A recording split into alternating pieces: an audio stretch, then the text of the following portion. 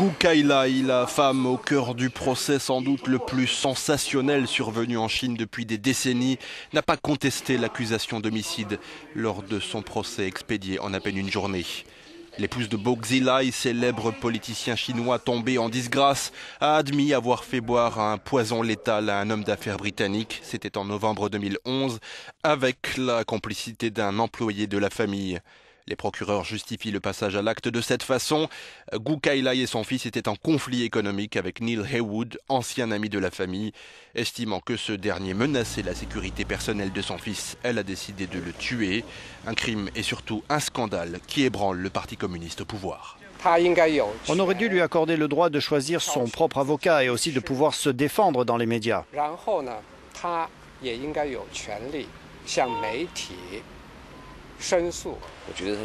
Il serait préférable qu'elle accepte sa sentence. Après tout, elle a commis un assassinat. Alors elle devrait être traitée comme n'importe quel autre. Pour Joseph Cheng, sinologue à l'université de Hong Kong, Gu Kailai a déjà évité le pire.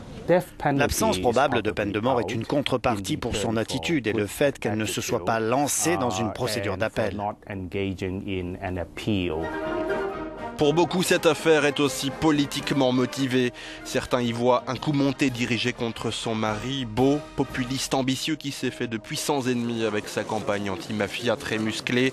Étoile montante du parti promis aux destinées les plus hautes, il est tombé en disgrâce, entre autres, pour des faits de corruption.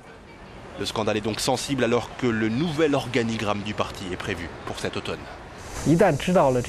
Quand les détails précis de cette affaire ont été révélés au grand jour, l'image même du Parti communiste chinois et son influence dans le cœur du peuple chinois ont été écornées.